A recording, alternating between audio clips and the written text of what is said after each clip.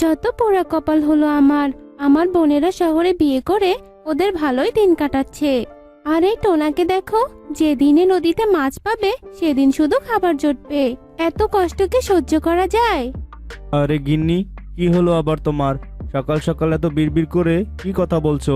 যাকগে, আমার জালটা দাও তো, মাছ ধরতে যেতে হবে। এরপর টুনি টোনাকে জাল এনে দেয়, আর টোনা জাল নিয়ে নদীতে মাছ ধরতে যায় আর খুশি মনে নদীতে জালটা ফেলে।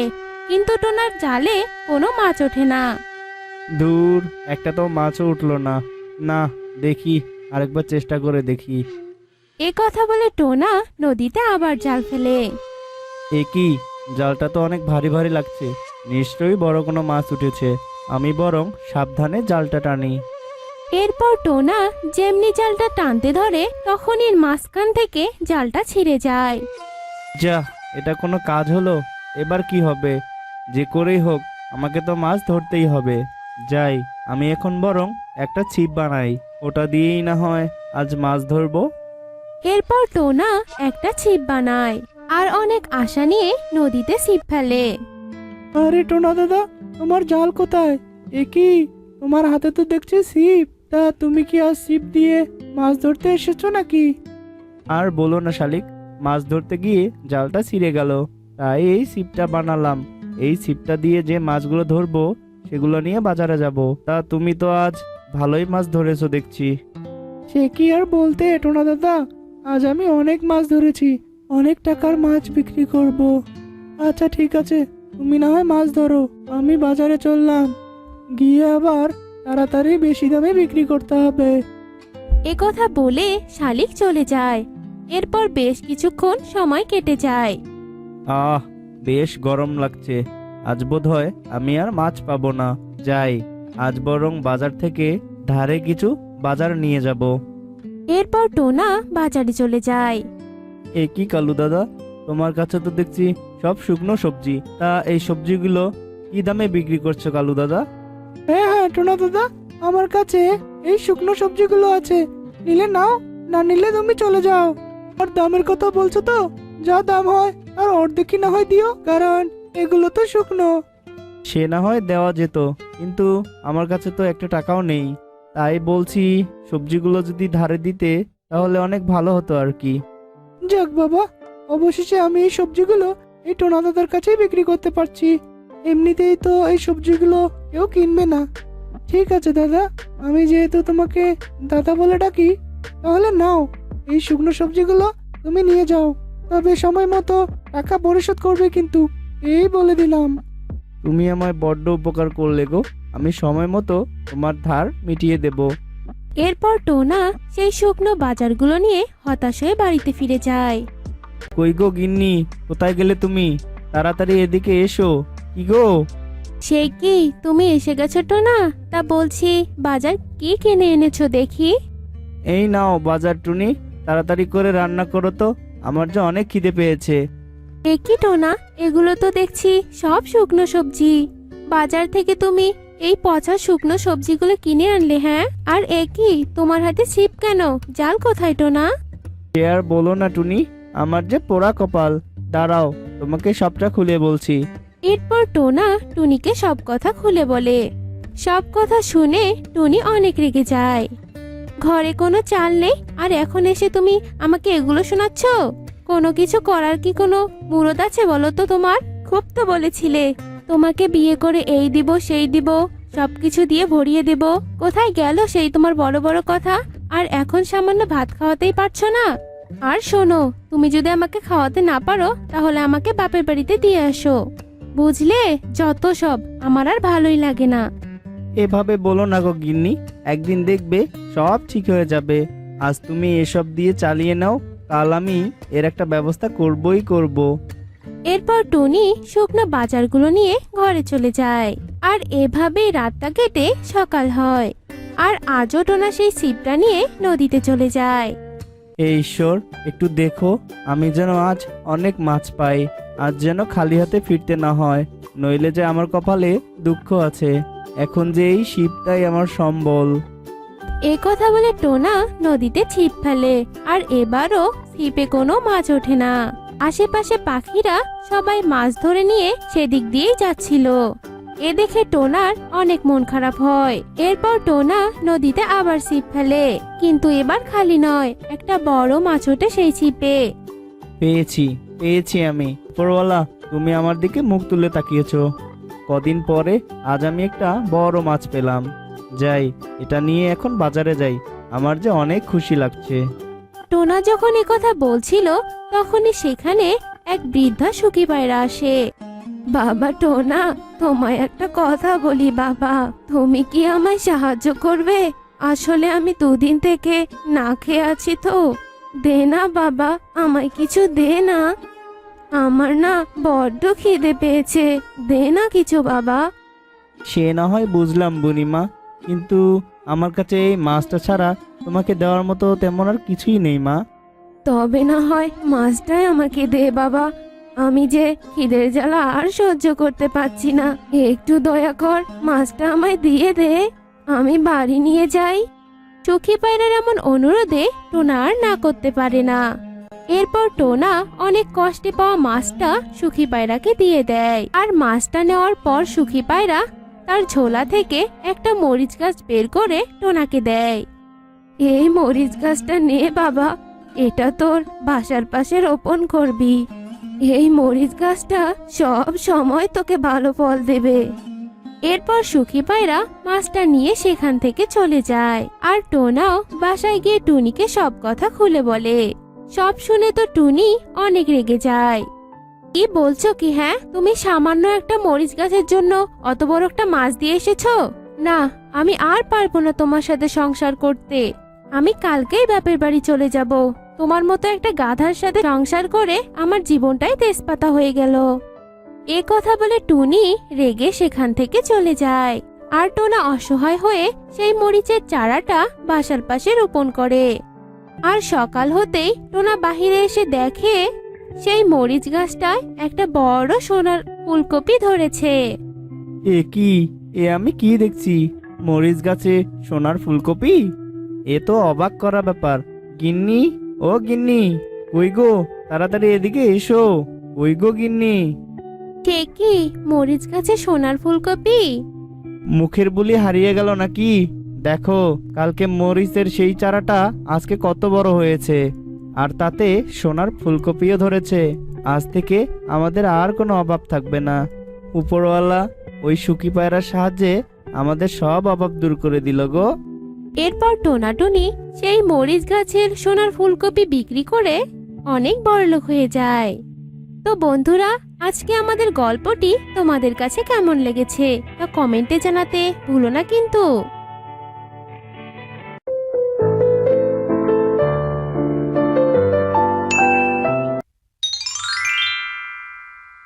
চুকি মা, আমি বাজারে সবজি কিনতে যাচ্ছি, তুই বাড়িতে সাবধানে থাকিস কেমন? আমি সবজি নিয়ে এসে তারপর রান্না চাপাবো। ও মা, বাড়িতে একা একা থাকতে আমার তো একদম ভালো লাগে না।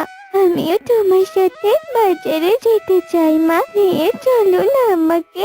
ও মা। আচ্ছা ঠিক আছে, চল তবে।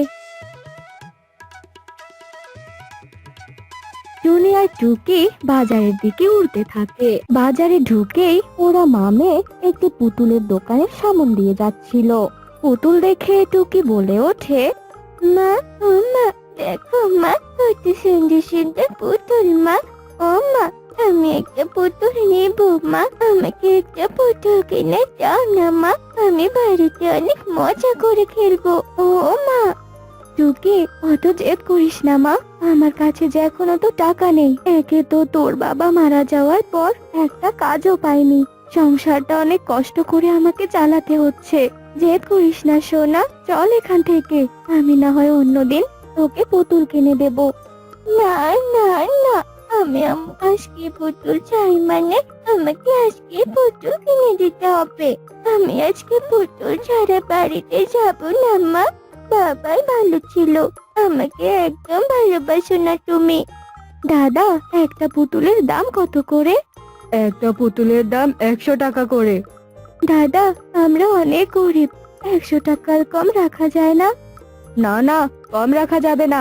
তুই গরিব তো আমি কি করব? হ্যাঁ, তুই চলে গেলে আমার আরো অনেক কাস্টমার আসবে। এখন সর এখান থেকে। আচ্ছা ঠিক আছে দাদা, এই নাও টাকা, আর একটা পুতুল দাও। ছোট্ট টুকি পুতুল পেয়ে অনেক খুশি ছিল। তারপর ওরা আবারও সামনের দিকে এগোতে থাকে। কিছু দূর যেতেই কবুতর তার দোকানে গাজরের হালুয়া বিক্রি করছিল। এসো এসো, খেয়ে যাও, মজা করে খেয়ে যাও গাজরের হালুয়া। যে একবার হালুয়া খাবে সে বারবার চাইবে। এসো এসো। মা, আমি গাজরের হালুয়া খাবো, আমাকে কিনে দাও। গাজরের হালুয়া খাওয়ালে আমি আর কিচ্ছু চাইবো না তোমার কাছে মা। ও মা, দাও না আমাকে গাজরের হালুয়া কিনে। টুকি মা, আমার কাছে সবজি কেনার জন্য আর মাত্র 50 টাকা আছে। আমি গাজর কিনে নিজের হাতে তোকে হালুয়া রান্না করে খাওয়াবো। চল মা, চল এখান থেকে। তুমি সত্যি করে বলো মা, আজকে আমাকে হালুয়া বানিয়ে খাওয়াবে? হ্যাঁ সত্যি রে মা। টুনির এমন কথা শুনে টুকি সামনের দিকে এগোতে থাকে। এক পর্যায়ে বাজার থেকে সবজি কিনে ওরা বাড়িতে ফিরে আসে। না, বাজারে তো কোনো গাজরই নেই। তাহলে তুমি আমাকে কিভাবে গাজরের হালুয়া বানিয়ে খাওয়াবে বলো তো? আমার যে খুবই গাজরের হালুয়া খেতে ইচ্ছে করেছে। তুমি এক্ষুনি গিয়ে কবুতর কাকুর দোকান থেকে গাজরের হালুয়া কিনে আনো মা। মারে, এখন আমার কাছে যে আর কোনো টাকা নেই। আমি কালকে অন্যের বাড়িতে কাজ করে যে টাকা পাবো তা দিয়ে তোর জন্য গাজরের হালুয়া কিনে আনবো। আচ্ছা আচ্ছা ঠিক আছে মা, এখন তুমি তাড়াতাড়ি রান্না করো, আমার যে খুব খিদে পেয়েছে। এরপর টুনি রান্না করে।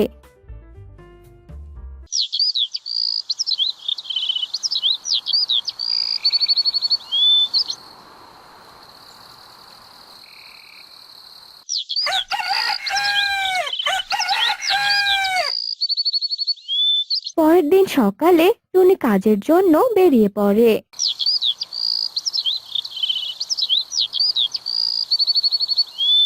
রাতে বাড়ির দিকে উড়তে থাকে আর টুনি বলতে থাকে, সারাদিন বনে ঘুরে ঘুরে কোনো কাজ পেলাম না, এদিকে কোনো টাকাও নেই, ওদিকে আমার ছোট্ট ছানাটা অপেক্ষা করছে।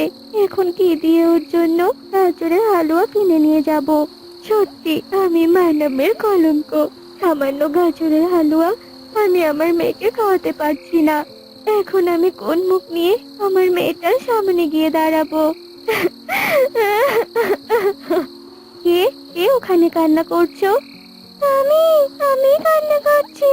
আমাকে একটু সাহায্য করো, আমাকে এখান থেকে মুক্ত করো।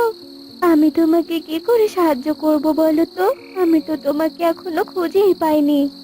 এই তো, আমি তোমার সামনে বোতলে বন্দি আত্মা। দয়া করে বোতলের মুখটা খুলে দাও। এখানে থাকতে যে আমার ভীষণ কষ্ট হচ্ছে। তুমি আত্মা? না না, আমি তোমাকে মুক্ত করতে পারবো না। তুমি যদি আমার কোনো ক্ষতি করো তখন তখন কি হবে? হ্যাঁ, আমি তোমাকে কথা দিচ্ছি, আমি তোমার কোনো ক্ষতি করব না। আমি হলাম একটা ভালো আত্মা। এক দুষ্ট তান্ত্রিক আমাকে হিংসে করে এই বোতলে বন্দি করেছে। আমি তোমার উপকার করব, দয়া করে মুক্ত করো। আত্মার এমন কথা শুনে টুনি আর কিছু না ভেবে বোতলের মুখটা খুলে, আর সাথে সাথে বোতলের ভেতর থেকে আত্মা বেরিয়ে আসে। আমি এখন মুক্ত, আমাকে আর কেউ বোতলে বন্দি করতে পারবে না। আত্মা, আমি এখন আসি। বাড়িতে আমার ছোট্ট মেয়েটা আমার জন্য অপেক্ষা করছে।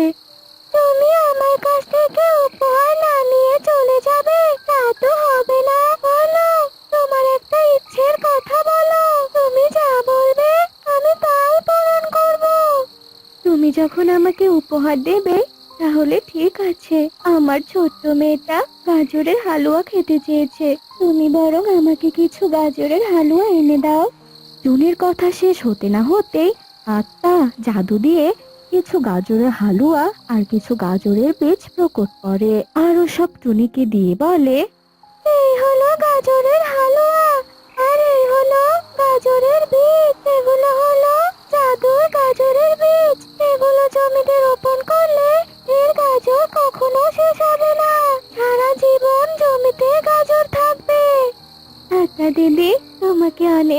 ধন্যবাদ, এই ঋণ আমি কখনো ভুলবো না। টুনি বীজ আর হালুয়া নিয়ে বাড়িতে আসে আর ছোট্ট টুকিকে টুনি হালুয়াগুলো খেতে দেয়। খাওয়া তো শেষ, আর এখন তো অনেক রাতও হয়েছে। চল মা, আমরা ঘুমিয়ে পড়ি। কাল সকাল সকাল উঠে আবার জমিতে গাজরের বীজ রোপণ করতে হবে। এরপর তারা ঘুমিয়ে পড়ে।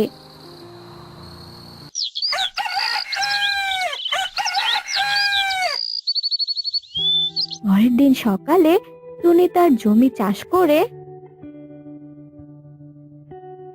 তাতে আত্মার দেওয়া গাজরের বীজগুলো রোপণ করে। এভাবেই কয়েকদিন কেটে যায়। এক পর্যায়ে গাজরগুলো বড় হয় আর টুনি টুকিকে বলতে থাকে, মা, বাড়ি থেকে ঝুড়ি নিয়ে আয়, আজকে গাজরগুলো তুলে বাজারে বিক্রি করতে নিয়ে যাব।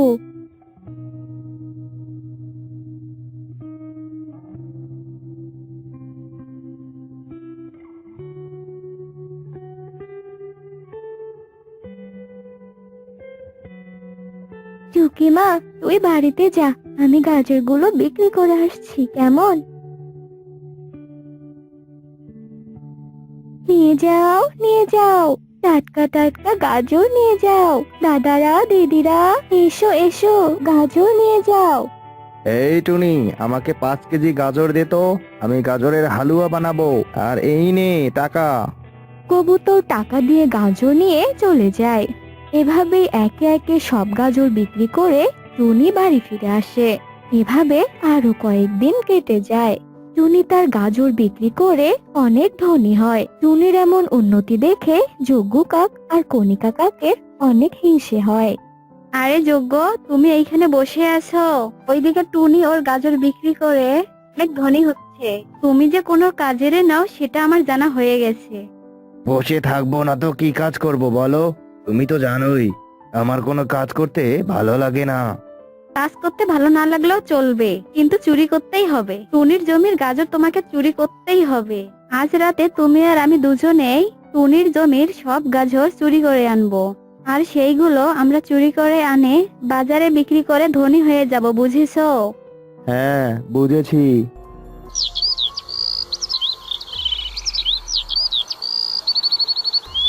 রাতের বেলা যজ্ঞ আর কণিকা ওদের বুদ্ধিমতো টুনির জমিতে চুপি চুপি গাজর তুলতে আসে।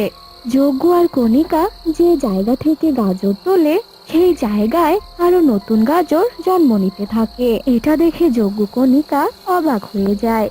কণিকা, এ কি হচ্ছে? একটা গাজর তুলতেই সেখানে 2টা গাজর জন্ম নিচ্ছে। এই গাজরের জমি আবার কোনো ভুতুড়ে জমি নয় তো? ভূত বলতে কিছু নেই, এত কথা না বলে তাড়াতাড়ি গাজর তুলতে শুরু করো। চোর, লোভীর দল, আমার মালকিনের ক্ষতি করার জন্য এখানে এসেছিস? দাঁড়া, তোদের দেখাচ্ছি মজা। যোগ্য, সত্যি এটা ভূতর জমি। আজকে চাইলে চলো পালাই, আর কখনো এইদিকে তাকাবো না। ওরে বাবা রে! ওরা ভয়ে ছুটতে পালিয়ে যায়।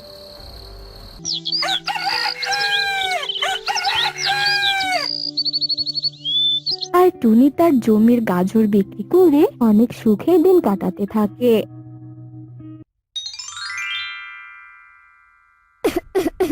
মা টুনি, আমার মনে হয় আর বেশি দিন বেঁচে থাকা হবে না রে মা। তুই এখন একটা বিয়ে করে নে রে মা। আমি মরার আগে জামাইয়ের মুখটা দেখে যেতে চাই। পাগল নাকি? আমি এখন বিয়ে টিয়ে করে অন্যের আয়তায় থাকতে পারবো না। আমি এখন ভালো আছি আর স্বাধীন আছি মা। আমি এখন বিয়ে করতে পারবো না। মারে, আমাদের বেঁচে থাকতে হলে কারো না কারো সাহায্য নিয়ে চলতেই হবে, নয়তো আমরা আমাদের প্রয়োজন মিটিয়ে ঠিকভাবে বাঁচতে পারবো না। শোনো মা, আমার কারো প্রয়োজন নেই, বুঝতে পেরেছো?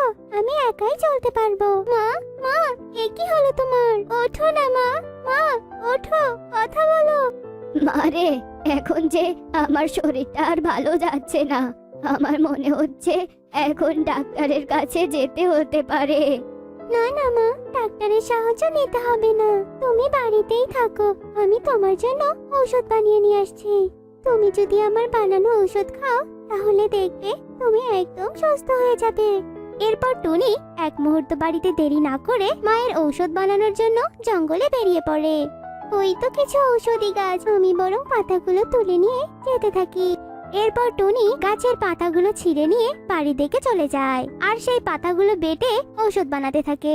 এদিকে জঙ্গলের এক কোণে টোনা নামে এক পাখি বাস করত।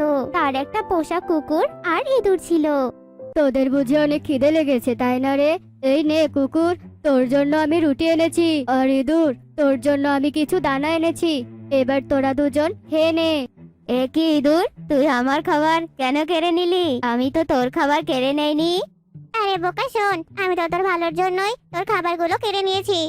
আমার খাবার কেড়ে নিয়ে তুই আবার আমার কি ভালো করলি শুনি? শোন, 2 দিন পর মালিকের ছাগল মারা যাবে আর তখন সেই ছাগলের মাংস তোকে খেতে দেব। আর পুরো একটা আস্ত ছাগল খাওয়ার জন্য তোকে তো পেট ফাঁকা রাখতে হবে। তুই যদি এখনই এসব ফালতু জিনিস খেয়ে নিজের পেট ভরিয়ে ফেলিস তাহলে তখন আবার সেই ছাগল কি করে খাবি বল? কিন্তু আমি তো সেই ছাগল খেতেই পারবো না, আর তাই তো আমি তোর এই রুটিগুলো খেয়ে নিচ্ছি। আরে বাহ, তুই তো আমাকে খুব ভালো বুদ্ধি দিয়েছিস। সত্যি তুই আমার খুব ভালো বন্ধু। নে নে, তুই আমার খাবারগুলো খেয়ে নে। নে নে, খেয়ে নে। আমি একটু ঢেকুর কাটি আর মাঝে মাঝে পাত দিয়ে আমার খিদা বাড়াই। দুজনের সব কথাই টোনা আড়াল থেকে শুনে ফেলে আর এসব শুনে সে মনে মনে ভাবতে থাকে, এরা দুজন এসব কি বলছে? আমার ছাগল কি সত্যি মারা যাবে? সত্যি সত্যি আমার ছাগল যদি মারা যায় তাহলে তো আমার অনেক টাকা লোকসান হয়ে যাবে। না না, একদম আমার লস করা যাবে না। তার থেকে ভালো হয় আমি আজই ছাগলটা বাজারে গিয়ে বিক্রি করে দিয়ে আসবো। এই বলে টোনা তাড়াহুড়ো করে নিজের বাড়িতে চলে আসে আর ছাগল নিয়ে বাজারে যায় বিক্রি করতে। মা, তোমার ঔষধ বানানো হয়েছে, এবার আসো তো মা, ঔষধগুলো খেয়ে নাও। না রে মা, তুই অমন ঔষধ আমাকে খাওয়াস নে। তুই বরং আমার একটা কথা শোন, তুই আমার জন্য একটা কলার বাড়ি বানিয়ে দে, আমি তাতেই থাকবো। ঠিক আছে মা, ওসব পরে হবে, তুমি আগে এই ঔষধটা খেয়ে নাও তো। মিনু ঔষধটা খেতে রাজি হয় না আর টুনি জোর করে মিনুকে ঔষধ খাইয়ে দেয় আর ঔষধ খাওয়ার কিছুক্ষণের মধ্যেই মিনু মারা যায়। মা, মা, ও মা, এ কি হলো তোমার? মা, কথা বলো মা, কথা বলো। এ কি, মায়ের তো নিঃশ্বাস নেই, তার মানে কি মা মারা গেছে? মা, মা মারা গেছে, তাও আবার আমার বানানো ঔষধ খেয়ে। এ আমি কি করলাম? নিজ হাতে আমি আমার মাকে মেরে ফেললাম। টুনি নিজের ভুল বুঝতে পেরে অনেক কান্না করতে থাকে, কিন্তু টুনি যদি বুঝতে পারতো যে অপরের সাহায্য ছাড়া নিজের পরিশ্রমে বেঁচে থাকতে পারে না তাহলে তার মা আজ বেঁচে থাকতো। মা, আমি তোমাকে বাঁচাতে পারিনি, তাতে কি হয়েছে? তবে আমি তোমার তো ইচ্ছেগুলো পূরণ করতে পারবো। তুমি এই ঘরে থাকো মা, আমি এক্ষুনি আসছি। কি রে টুনি, তুই আমার কলার বাগানে কি করছিস? হ্যাঁ, কালু দাদা, আমি কিছু কলা নেব গো, আর সেগুলো দিয়ে একটা ঘর বানাবো। জীবনে তো মায়ের জন্য কিছু করতে পারলাম না গো, এতটুকু না হয় করি। মায়ের যে শেষ কথাটা রাখতে হবে কালু দাদা। বুঝতে পেরেছি, মায়ের প্রতি তোর ভালোবাসা। যা, তোর যত কলা লাগবে তুই এখান থেকে নিয়ে যা। ঠিক আছে কালু দাদা, তোমাকে অনেক ধন্যবাদ। এরপর টুনি কালুর কলা বাগান থেকে কিছু কলা নিয়ে সেখান থেকে চলে যায়। মা, আমি তোমার স্বপ্ন পূরণ করতে পেরেছি, এবার শুধু বিয়েটা করা বাকি, আর আমি সেটাই করব মা। টুনি বিয়ের জন্য অপেক্ষা করতে থাকে। কুকুর, ইঁদুর, যা, তোদের দুজনের জন্য বিস্কুট আর দুধ দেওয়া আছে, তাড়াতাড়ি সেগুলো খেয়ে নে। ইরে, আমার খাবার কেন কেড়ে নিলি? ক্ষুধায় তো আমার পেটে পুরো চোচো করছে। শোন, সামনে 2 দিন পর মনিবের গাভীটা মারা যাবে, তখন তুই অনেক মজা করে খেতে পারবি, কিন্তু আমি তো আর খেতে পারবো না। তাই আমি তোর খাবারগুলো এখন খেয়ে নিচ্ছি, পরে তুই আমার খাবারগুলো খেয়ে নিবি, কেমন? দুজনের কথা আড়াল থেকে শুনে ফেলে। টোনা এসব শুনে মনে মনে ভাবতে থাকে, এরা দুজন এসব কি বলছে? সত্যি সত্যি আমার গাভীটা যদি মারা যায় তাহলে তো অনেক বড় একটা লসে পড়তে হবে। না না, আমি কাল সকালেই গাভীটা বিক্রি করে দেব। টোনা মনে মনে গাভীকে বিক্রি করার জন্য সিদ্ধান্ত নেয়। এরপর দেখতে দেখতেই রাত হয়ে আসে। টোনা হঠাৎই কারো চিৎকারের আওয়াজ শুনতে পায়। বাঁচাও, আমাকে বাঁচাও। চিৎকারটা খুব জোরালো মনে হচ্ছে। সামনে তো একটা কলার বাড়ি ছাড়া আর কিছুই দেখতে পাচ্ছি না। তাহলে কি সেখানেই কোনো মেয়ে বিপদে পড়েছে? দেখি তো গিয়ে। কি হয়েছে আপনার? চিৎকার কেন করছেন? সাপ। কোথায় সাপ? আমি তো আশেপাশে কোনো সাপ দেখতে পাচ্ছি না। আমি সত্যি বলছি, এখানে তো সত্যি সাপ ছিল, মনে হয় জানলা দিয়ে পালিয়ে গিয়েছে। তা হতে পারে, কিন্তু আপনি আপনার বাড়িতে একা কেন? আপনার পরিবারের বাকি সদস্যরা কোথায়? আমার মা বাবা পরিজন বলতে কেউ নেই, আমি এতিম। এতিমের কথা শুনে টোনা আগে পিছে কিছু না ভেবে বলে, যদি বলি আমি আপনার এই একাকিত্ব জীবন থেকে আপনাকে মুক্ত করতে সাহায্য করব আর একটা সুন্দর নতুন জীবন দেব, তাহলে কি আপনি সেটা মেনে নেবেন? মানে আপনি এটা কি বলতে চাচ্ছেন? মানে আমি আপনাকে বিয়ে করে আমার ঘরের বউ বানাতে চাই, তাহলে আপনাকে আর কখনো এরকম কষ্ট করে আর একা থাকতে হবে না। সত্যি বলছেন? আমি রাজি। এক রাতে টোনা আর কিছু না ভেবে টুনিকে বিয়ে করে বাড়িতে নিয়ে যায়। আচ্ছা মনিব, আপনি কোনো আয়োজন না করেই একা একা বিয়ে করে ফেললেন কেন? রোজ তো আমি তোদের খাবার দেই, তাহলে এভাবে কেন বলছিস? যা এখন নিজেদের বাসায় গিয়ে বিশ্রাম নে, কাল সকালে তোদের সাথে আবার দেখা হবে। টোনা কুকুরকে আর ইঁদুরকে রেখে টুনিকে নিয়ে তার ঘরে চলে যায়। টুনি, তুমি বাড়িটা একটু সামলিয়ে নিও, আমি গাভীটাকে নিয়ে বাজারে যাই, দেখি বিক্রি করা যায় কিনা। আচ্ছা, সাবধানে যাও তুমি। টোনা গাভীকে নিয়ে বাজারে চলে যায় আর টুনি সব কাজ শেষ করে কুকুর আর ইঁদুরের জন্য খাবার নিয়ে যায়। নাও, আমি আজ তোমাদের জন্য অনেক মজার মজার খাবার নিয়ে এসেছি। নাও নাও, তাড়াতাড়ি তোমরা খেয়ে নাও। টুনির কথা শুনে ইঁদুর ফিসফিস করে কুকুরকে বলতে থাকে, শোন, এসব খাবারে মনে হয় কিছু মেশানো আছে। এই মালকিনকে আমার একদম পছন্দ হচ্ছে না। আরে দূর, আমার তো ভালোই মনে হচ্ছে। তুই আবার এখানে কি খারাপ দেখলি? তুই আসলেই মাথা মোটা, তুই এখন খাস নে। কি হলো তোমাদের? তোমরা নিজেদের মধ্যে কি এমন কথা বলছো? আসলে মনিব আমাদের কালকে যা খাইয়েছেন তাতে করে আমাদের আর দুদিন না খেলেও চলবে। ও আচ্ছা, ঠিক আছে, তাহলে তোমরা দুজন থাকো, আমি গিয়ে কাজ করি। আর এই খাবারগুলো এখানেই থাকলো, তোমাদের যখন খিদে লাগবে তোমরা খেয়ে নিও। এই বলে টুনি নিজের কাছে ব্যস্ত হয়ে পড়ে। এদিকে টোনাও বাড়িতে ফিরে আসে আর উঠোনে পা রাখতে শুনতে পায়, শোন, মালিক আর তার বউ মরে না কেন বলতো? যদি মরে তবেই না আমরা দুজন মুক্ত হতে পারবো, চারিদিকে ঘুরে সবকিছুর স্বাদ নিতে পারবো। বাবা, আমি তোদের এত আপন ভাবতাম, এত ভালোবাসতাম, আর তোরা কিনা আমার ক্ষতি চাইছিস? যা, বেরিয়ে যা বলছে এখান থেকে। কোনো প্রতারককে আমি আমার দু চোখের সামনে দেখতে চাই না। না মানে আপনি ভুল ভাবছেন। তারা টোনার হুমকি খেয়ে তারা দুজনেই ভয় পায় আর সেখান থেকে দৌড়ে পালায়। আসলে সবাই প্রিয়জন হয় না, প্রয়োজনে প্রিয়জনের ভান ধরে থাকে।